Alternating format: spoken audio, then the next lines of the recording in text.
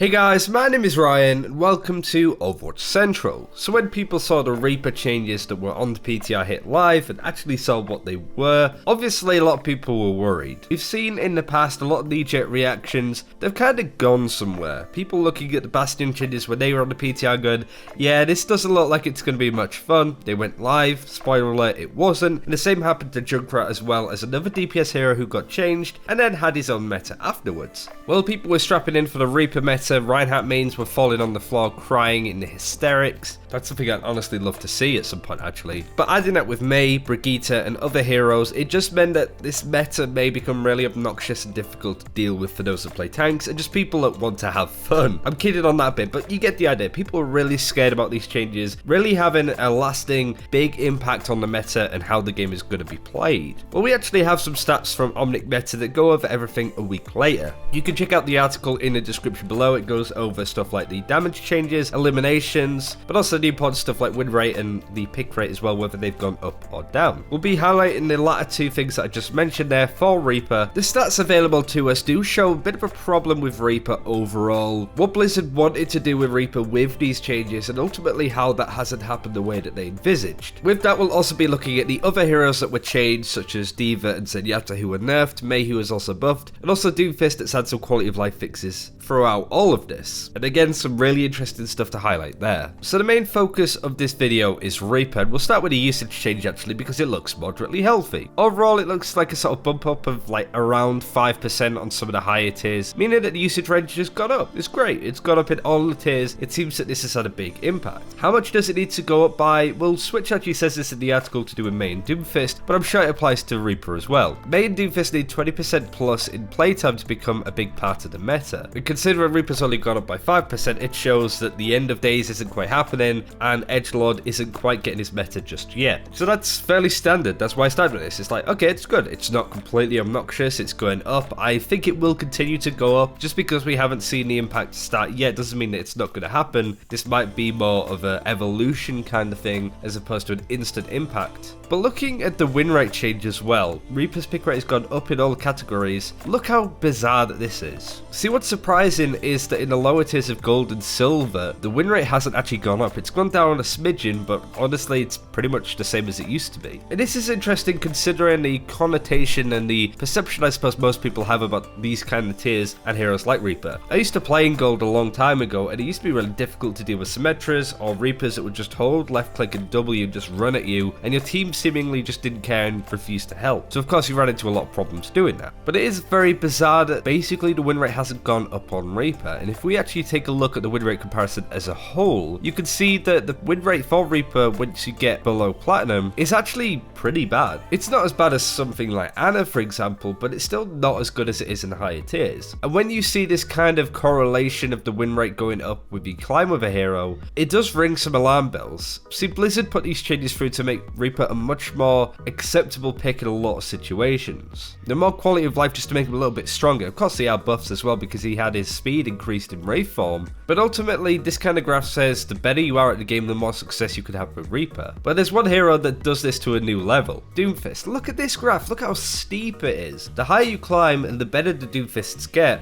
the more successful he tends to be. And this is even matched in a win rate comparison with Doomfist as well. See, it goes up quite a lot in the highest tiers with these players that are able to sort of play him. It goes down in Diamond, Platinum and Gold, which is actually not healthy at all. If you look at d.va and Zenyatta, their win rate has gone down because they're all nerfed, but not in any seeming order. d.va's just worse across all the tiers. However, Reaper's better in the higher tiers, Doomfist's better in the higher tiers, but in the lower tiers it's not quite the same, which does raise a question. Is it only these players that can make this hero work? Because if so, you run into a problem where heroes only good in higher tiers, and Blizzard really don't like that. So the main thing about these Reaper changes is it hasn't quite done, at least yet, what Blizzard want it to do. And I felt that this was worth highlighting in a video before people get too scared and upset about these Reaper changes, and Mei as well, that it's going to completely overtake the meta. I just mentioned Mei there, let's look over her stuff briefly as well. Her win rate changes spiked up in different categories really, there's no trend, but everything's on the up mostly. And her win rate comparison is a lot healthier overall in comparison to something like Reaper or Doomfist